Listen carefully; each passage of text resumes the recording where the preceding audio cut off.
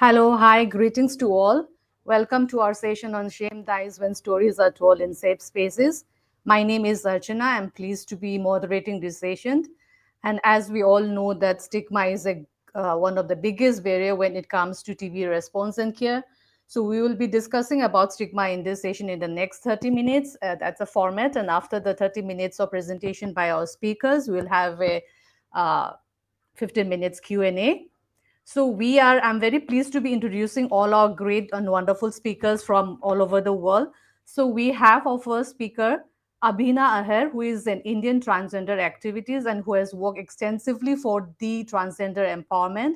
And Abhina is also, is not just an activist in public health, but she's also an artist, and she's a founder of a dance group called the Dancing Queens.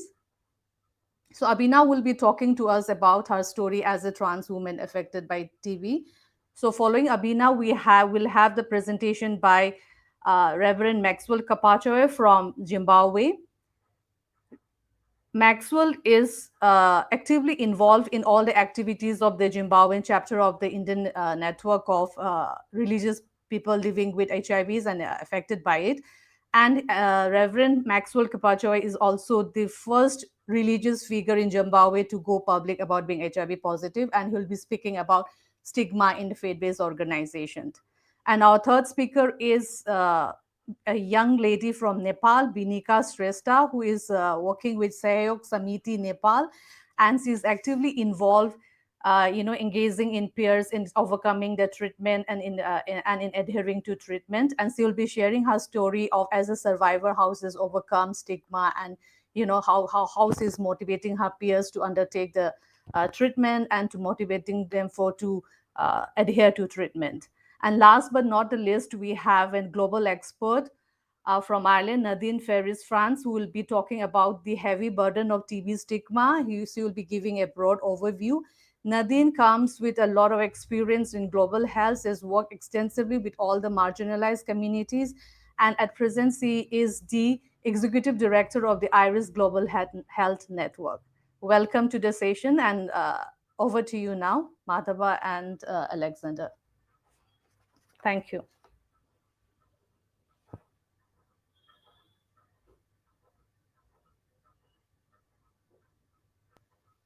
Hi, namaste. My name is Abhina Ahir.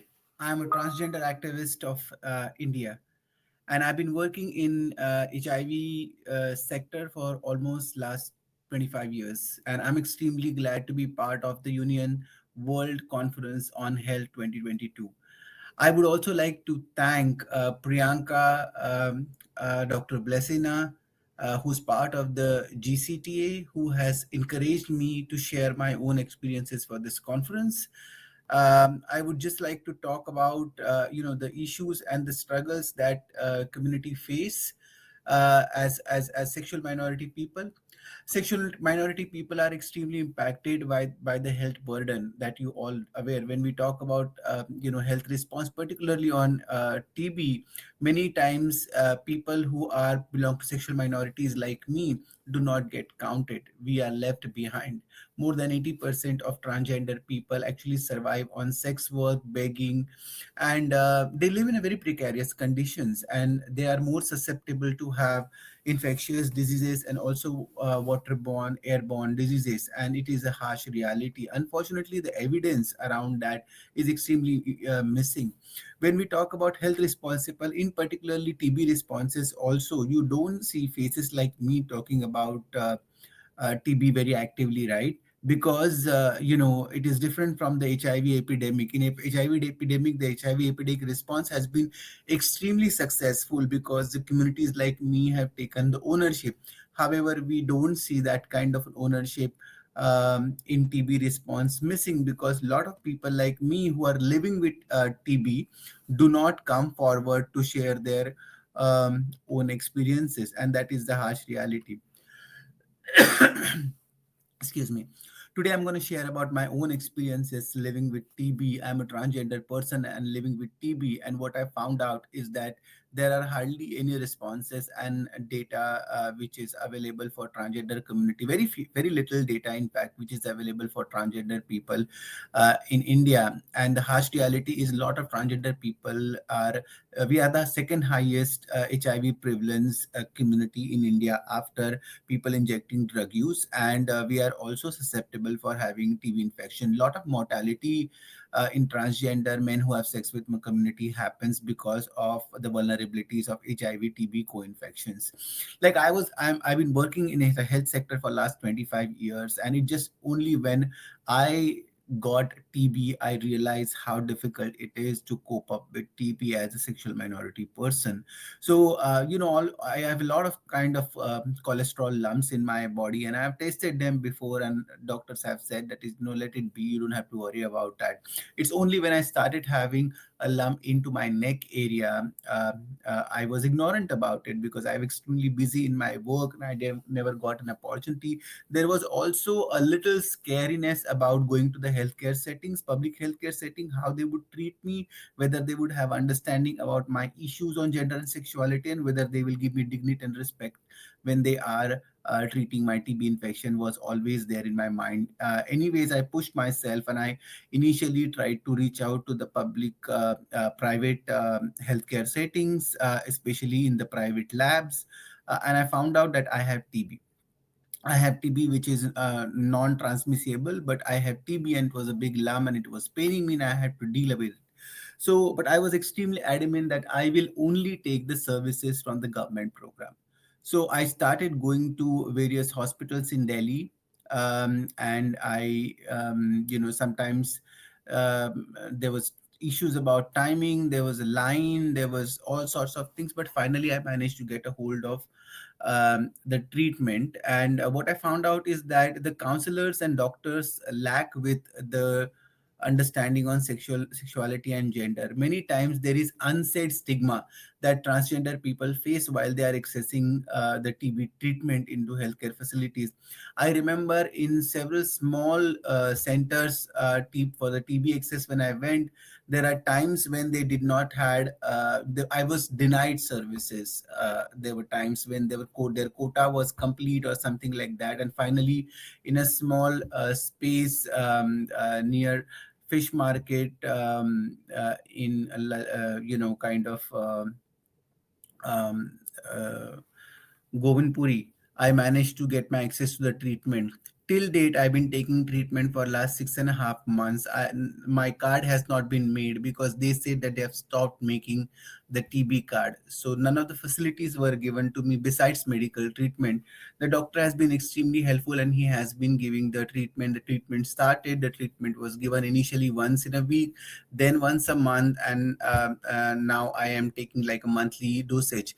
Uh, it was really difficult for me to cope up with the medications, but because I had to take 5 tablets in a day, empty stomach in the morning, and initially I had a lot of side effects. I was not been able to cope up with my strenuous work. Fortunately, my organizations that I was working me at that point of time was extremely friendly and supportive to this cause. I had to declare to them that I'm living with TB. They also check with me if I can work in workplace or whether I need a work from home facility. That all these facilities were provided. Fortunately, I've been taking medication for TB for last 6 months. I have progressed very well.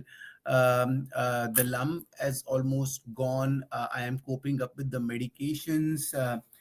There were time when somebody from the health unit called me up and checked me for my accessibility on medications, how I'm feeling about it. So there was some sort of a health audit which has done with me, and I have been really doing well with the TB medication. I just want to thank everybody from the TV department for making this happen and saving my life. But at the same time, I want to say to all of you people that is TB is just not about general population.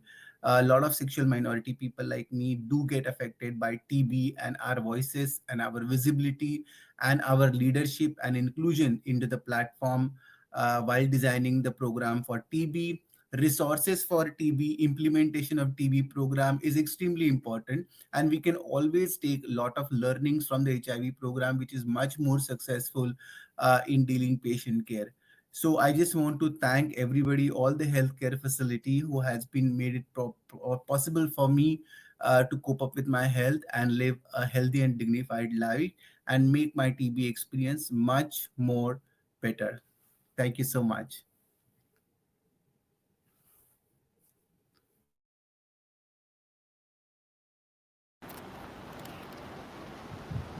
My name is Max Okapachao, and I'm a pastor in Zimbabwe. And I'm a TB survivor, survived TB twice within a space of 5 years. It was not an easy journey once pronounced that I'm having TB as a health challenge.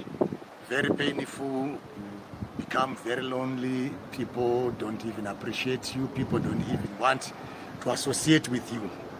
The journey with the TB was not all that easy, and having its own challenges. As a person also who is living with HIV, I had to struggle quite a lot. During that period, also we had the challenge of pill burden, the tablets that were there by then around 2006.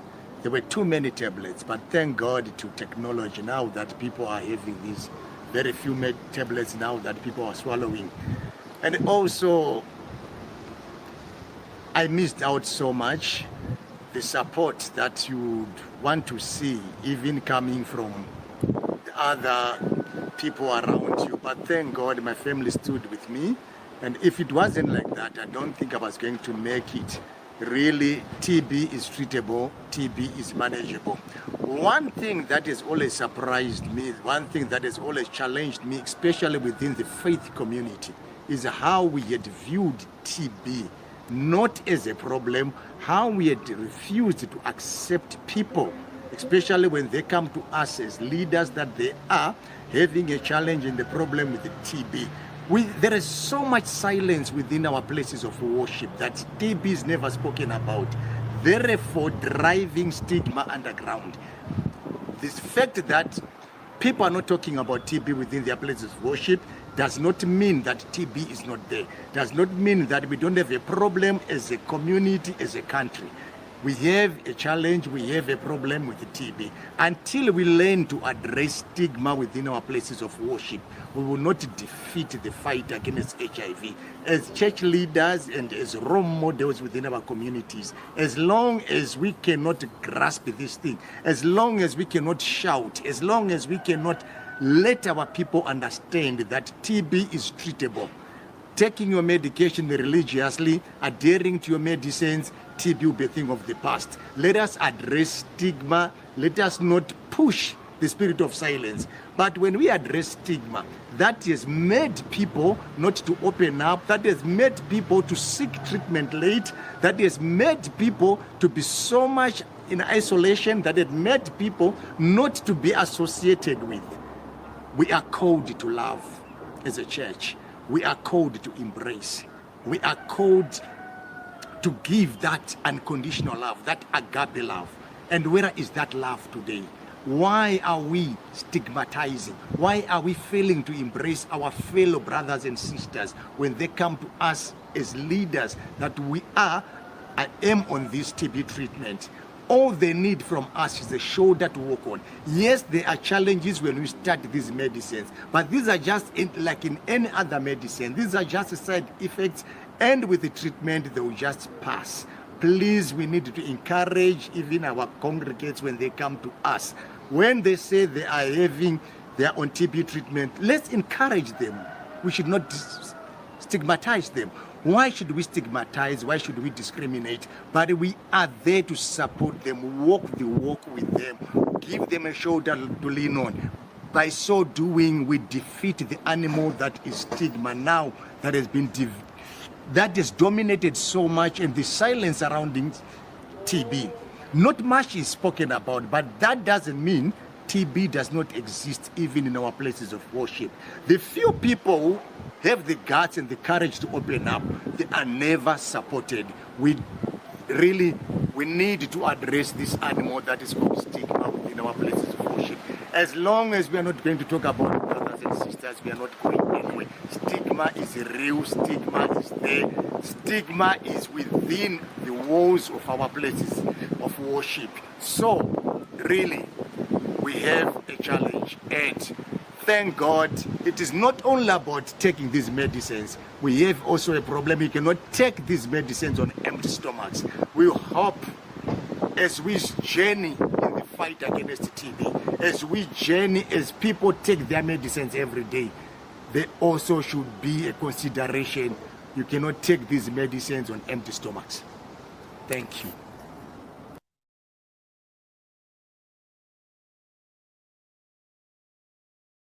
Greetings and namaste everyone. I'm Vinika Shrestha from Hetauda, Nepal, and I'm representing Southeast Asian region in this session. Tuberculosis is still one of the most prevalent infectious diseases that have been infecting millions and millions of people every year. There are about 115 new cases, 15 deaths, and 27 missed cases every other day in Nepal as well. Despite the fact that the illness is preventable and curable, it is still among one of the most stigmatized diseases. Today, I can openly share that I am a TB survivor without any hesitation in front of you all, but the situation was not like this when I was actually suffering from it. My 18-year-old self was very scared. I was just enrolled in my bachelor's degree that time. I was home for my winter vacation. Suddenly, one night, I had this stinging pain on my right side of my chest. The pain was so severe that I had to wake my parents up. So they provided me hot water bag to ease up my pain and stayed with me the whole night. The actual problem started to set when the sun started to set the next day. I had this super high evening fever and immense headache. This went on for a few days alongside the medical investigation was going on. We were consulting doctors, but unfortunately, my hometown didn't have the proper chest physician at that time, so there was no proper diagnosis made. I was referred to Kathmandu, the capital of Nepal, after a few days. So we went there. The chest physician did some checkups, and when the results came, they actually showed that I had pleural effusion in both of my lungs, affecting my right lungs more, and the Montauk test came back positive. I had tuberculosis. My parents and we were in complete shock. Tuberculosis is still one of the most prevalent stigmatized disease in Nepal. My parents were very scared that the other people in the society would stigmatize me. I was admitted to hospital for the medical procedure to remove the water from my lungs, and I was immediately enrolled for the medication. I started to feel well after a few days. I was kept in isolation, of course, for a few weeks so that all the family members and relatives who were visiting to see me were safe from it. The irony was that I was a public health student and I was very scared that people would outcast me or stigmatize me. Days went by, I started to feel better. My recovery was quite good, but not being able to say actually what I suffered from, it made me feel out of the place. Later, after a few months, I gathered my courage and shared it with my friends. And to my surprise, they were quite normal about it. I was so relieved. I was happy that they were normal about it. But I had this thing in my head that they would stigmatize me or they would keep some distance with me or they would not keep contact with me. Then I started to do my research and finding the TV survivor in my community and friend circle. To my surprise, they were more than that I expected. They were also keeping it inside the family, being scared of the stigma. So what I realized from this situation is that the situation is not that bad in the from the society that I come from, or the community that I come from, or the social class that I belong to. It is our own mentality of being stigmatized that is keeping us backward. There are many scenarios of tuberculosis patient being isolated by their family members. I used to work in an NGO that used to work for tuberculosis, and there were many encounters of patient coming to the follow-ups alone because their family member didn't want it to be near them. The patient were isolated. The patient didn't started the medication in the fear that they would be stigmatized. Overcoming the health side effect of long medication, overcoming fear, isolation, the physical and mental tolls of the TB treatment, and the double burden of self stigmatization and the stigma that is done by the society breaks the TB patients more emotionally. Here's a small slide that I have prepared about the self-stigmatization. Please have patience for a few seconds.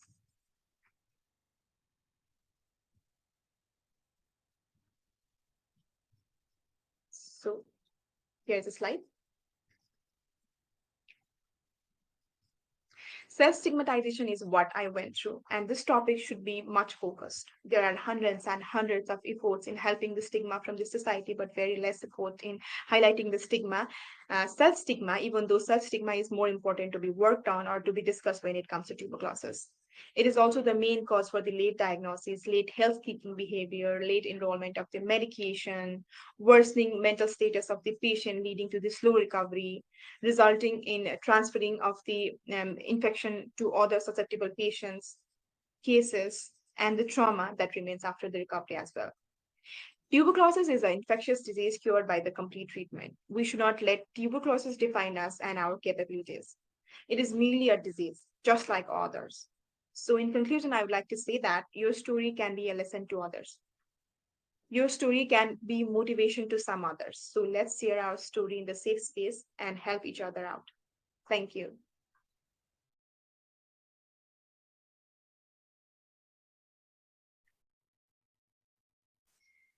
Hi, everybody. My name is Nadine Ferris France, and I'm the CEO of an organization called Beyond Stigma. So I'm just going to share my slides with you here. First of all, I just want to start by saying thank you to my co-panelists. I think there is nothing more important than listening to the voices and experiences of people who have lived or are living with TB. We have so much to learn. So thank you all for your courage and your honesty to talk and to share your stories. Beyond Stigma, the organization I work with, we're an Irish organization. We have been working with many different people living with HIV, sex workers, people living with obesity, people who've experienced gender-based violence, and people who were affected by tuberculosis. All of us on the journey from self-stigma to self-worth. That is what we focus on in Beyond Stigma. Why do we do that? Because self-stigma really matters. You know, we talk a lot about stigma and discrimination, but very little about self-stigma, which really is a mindset of negative beliefs, thoughts, and behaviors about TB, which manifest as shame, as guilt, as feelings of contamination, of self-loathing, and self-rejection. And I'd like to ask everybody here, sometimes self-stigma feels like something theoretical, but ask yourself, have you ever had the thought, I'm not good enough? I'm guessing the answer is yes. So feel what it feels like when you feel like you're not good enough. Feel like how you don't want to connect with people, you don't want to talk with people, you don't feel good enough or worthy to take opportunities. Self-stigma kills. So what does it do? The effects of self-stigma, it really influences and causes failure for people to seek treatment and use care because they don't feel like they're worthy or they don't want to be seen in a particular clinic. It leads to higher levels of depression, lower levels of disclosure, lower quality of life. It lowers self-esteem. It reduces self-efficacy, and it also reduces treatment adherence. And stigma and discrimination take place at many different levels. So I think it's really important when we're thinking about stigma to think about the level that we're trying to work at. Is it the individual level? Is it the family? Is it the community? Or is it the systemic level? Actually, it's all of those levels. So in short, stigma, when you think negative things about me because I'm living with TB, discrimination, when you do negative things to me because I am living with TB, and self-stigma, when I think or say negative things about myself or do negative things to myself because I'm living with TB. That's how simple it is, but it's the effect is not simple. This is how it plays out. I believe something, then I can feel it, and then I have actions or non-actions as a result. For example, if I'd taken better care of myself, I wouldn't have gotten TB. Then there comes the guilt. I can't forgive myself for exposing my family to TB, or the shame. I'm so embarrassed. I don't want to be seen. I don't want to share it. And what happens? Self-isolation. I keep myself distant. I don't seek the care that I so badly need.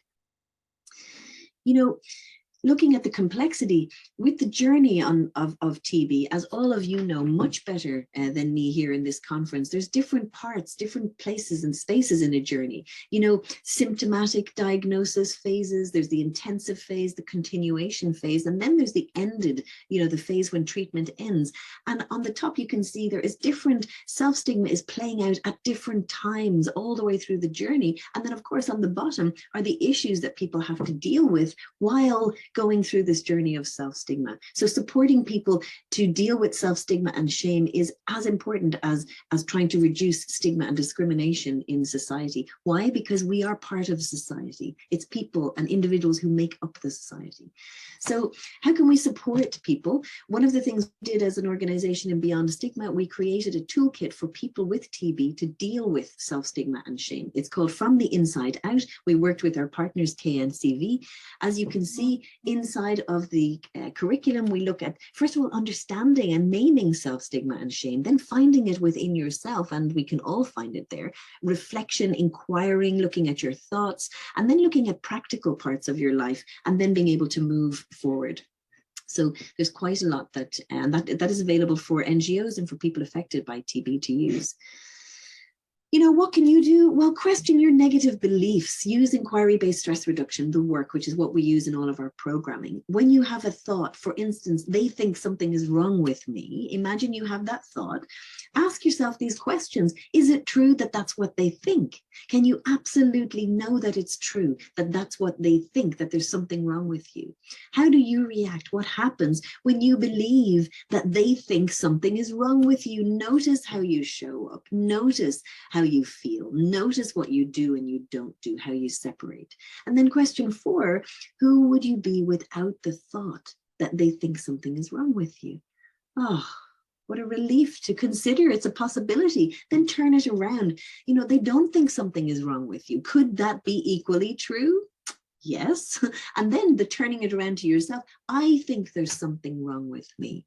Isn't it that I am thinking that about me? The good thing about knowing that is that if I'm thinking it about me, I can change that, because I'm never going to change what you think about me, but I can change what I think about me. So that's something you could take with you. Stay connected to us. Here's my email address. Join our community. Sign up for our newsletter, www.beyondstigma.org. There's videos and toolkits and other things there. I'm going to leave it there and really look forward to the question and answers. Thank you so much.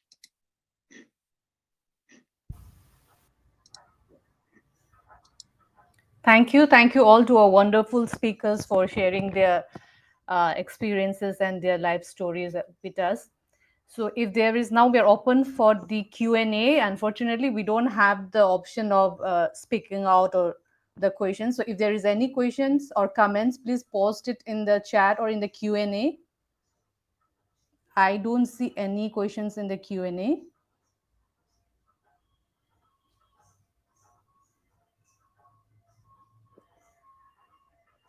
Oh, there is a question for Binika. Binika is here among with us. As a young advocate and survivor, what do you think youth can do to end stigma? Vinika, can you please answer this question? Am I audible? Yes, you're audible. Okay, thank you for the question, first of all. Hello, everyone. My name is Binika. Introducing myself again. So, as a young TB advocate, I think we should now especially focus in the youth movement and done in the tuberculosis sector. So, there has been hundreds and hundreds of efforts that has been put in the tuberculosis for Indian tuberculosis for managing the tuberculosis, but being a very old disease, tuberculosis is still prevalent in maximum part of the world, and in the countries like Nepal, Southeast Asian region, it is still very problematic. So now we should shift our focus to including or adding the youth participants or adding the youth advocates for the fight against the tuberculosis. What they can do is they can just collaborate with the government sites and the non-government sites, because in the today's century, like 21st century, the internet um, the web is the most strong weapon we have in ending the tuberculosis for the awareness sites and for many more others. The young people, they are very fluent. They know how to use the stage, using the internet, so they can be fluent in transferring or sharing the informations to the internet to many people, like people living in around all over the world. So they can just use the internet that they use very regularly to just focus in the tuberculosis, like using Facebook, Snapchats, Instagram, and all other social media. They can just help in the awareness. So, like this, the people, they don't have to actively search for the tuberculosis awareness, or the information can be, the people can get informations like easily, like they should not be actively searching for it. And this thing, and the youths, the youths especially working in the health sector or any other doing the volunteering part, they do many kind of internship without any payment. They just do it for their self, for making their CV strong. So if we can utilize this part of the population in our fight against this tuberculosis, I think it will be very fruitful. And we have here in Nepal, I'm also a part of EMAC. It is the youth movement against the tuberculosis, and we have been collaborating with various provinces of Nepal, and we all have been members, like youth members, and they are working very actively for the tuberculosis. So, did I make anything clear, or is there any questions? No, I think you responded well. You responded well in the sense that you'd have the power and to engage with people and to do a lot to address the stigma. And also, I think we have known from various experiences from our training programs, from anecdotal story, and from research that stigma is different. I mean, stigma is prevalent at all the setting. I mean, that's what our speakers have also shared, that it can be the stigma at the family level, at the personal level, at the community level, and the workplace. Even though one of our speaker, Avina, shared that she didn't have any stigma at the workplace settings, is lucky, but there are many people that who have experienced stigma at the workplace settings. So there is a question which says like, which is asking like, what hi Nadine, what are your experience at TB stigma in Ireland? Yes, I was about to say the same thing. Like, Nadine has spoken a lot about addressing the self stigma, which is very high. So, what is the experience of TB stigma in Ireland, and what are the strategy, or what are some of the lesson learned that you have experienced as part of your toolkit that which you have shared?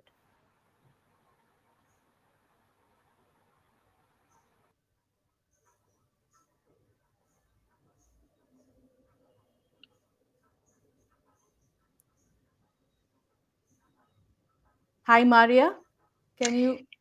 Hi, Arcana. I Yeah, was just waiting a couple of seconds to see.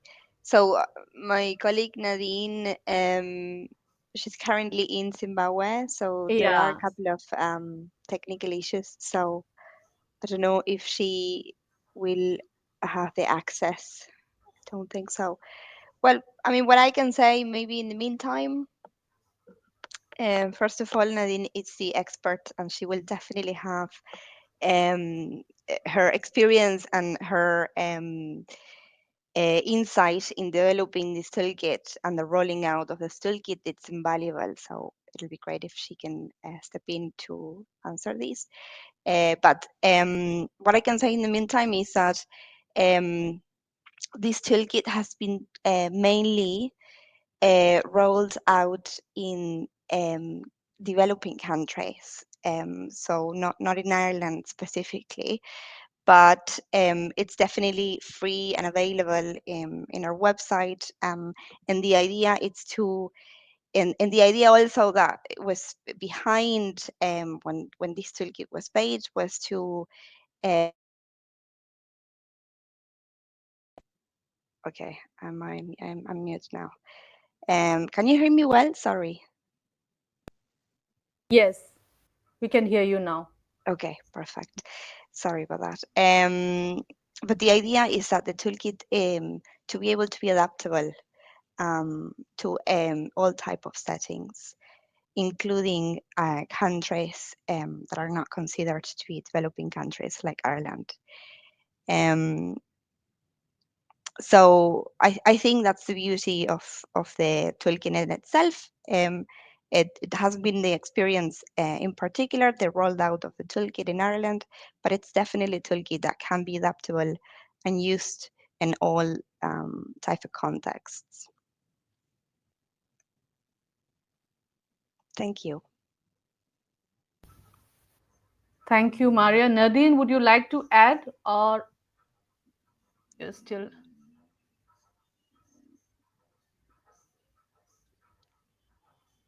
Mario, there is a question which asks, which says, "What are your experiences of TV stigma in Ireland?" So, can you please Mm, respond to that? I think Nadine is offline. She had said that her internet is a bit of a problem yeah. over. Yeah. Um, yeah. Uh, as I just very briefly mentioned before, the toolkit in itself has been rolled out in Ireland specifically as a context. But it's definitely something that can be adapted and used. But I suppose just to answer to that question very specifically, it hasn't targeted any particular community in Ireland.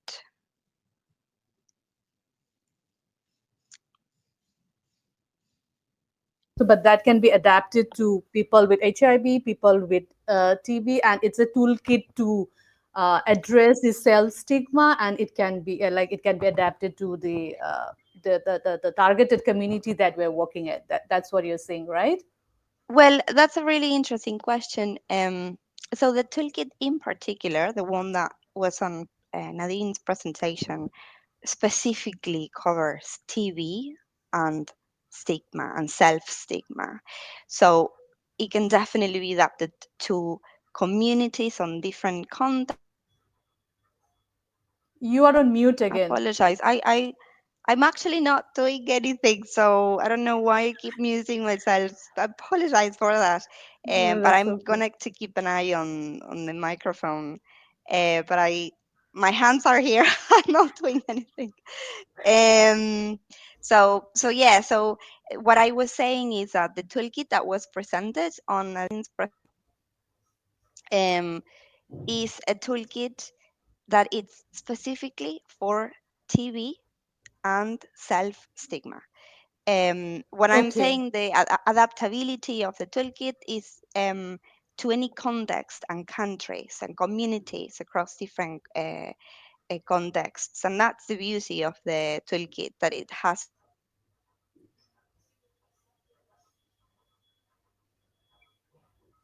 You're on mute, I think. We cannot hear you.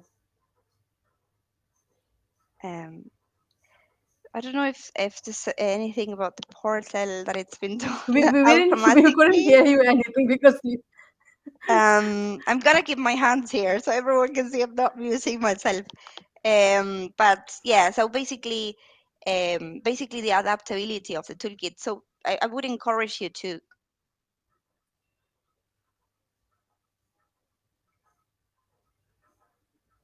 oh gosh. We cannot hear you, Maria.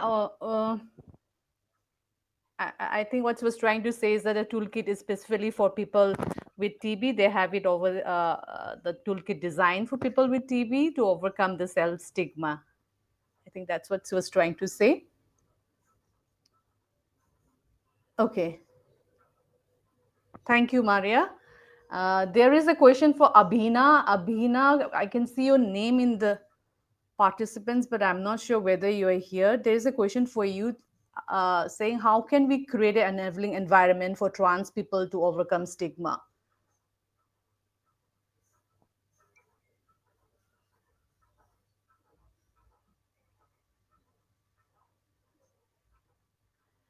Sorry, Abhina is not, I think maybe she's having some technical problem or maybe she's not there, she's not here with us. So, Binika, can you just respond to what is the question? Like, have you ever, as a youth activist or as a person working in an NGO, what do you think that what can we do to create an enabling environment? Because I think stigma is everywhere. It's not just for the trans people, but when it comes specifically to the marginalized community, and that's what Abhina had also shared. So, can you share a bit of your experience on how can we create an enabling environment for trans people to overcome stigma? Okay. Thank you for the question.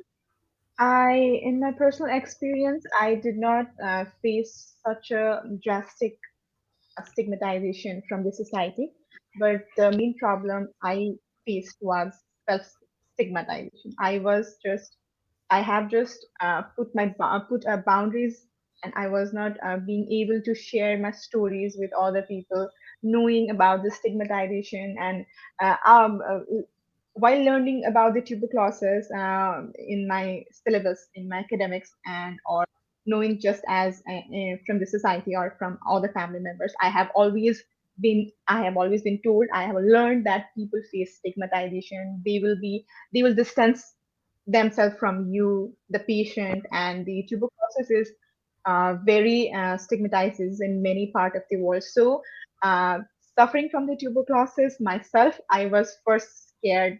It is very. Um, I was a public student back then, doing a bachelor's degree. I was taught that we should not stigmatize. Like there have been so many efforts in the stigmatization, in removing the stigma from the society, but there are very less efforts done for the self stigmatization. Like the people suffering from the tuberculosis, they should be made aware, or they should be given some counseling during the medications, or something to push their confidence. Like they should not, and that tuberculosis does not define you or define your capabilities. It's just a mere disease, something like this. There should be some level of counseling while giving the medication, or while doing the medical procedure or checkups or anything. But here in Nepal, it's not provided that drastically. Or during the time that I suffered from tuberculosis, some years back, that time the counseling was not present. So uh, I, I especially in my personal experience, I self stigmatize myself much. And then when I got better, and then when I opened up, I did not find that level of stigmatization that I used to hear about the tuberculosis. So there should be this a level of the counseling for the tuberculosis patients during the medication, to uplift their self-esteem and their confidence, and it will help the survivors, the patients, to remove the mental effect as long along with the physical effects from the tuberculosis and all the side effects of the medication. It would be much helpful. And personally, I did not face much that level of the stigma, but my parents, my family members, and we self doubted ourselves. Then when we opened up in the society, I was very surprised that it's not that bad situation now. Like situation is slowly improving.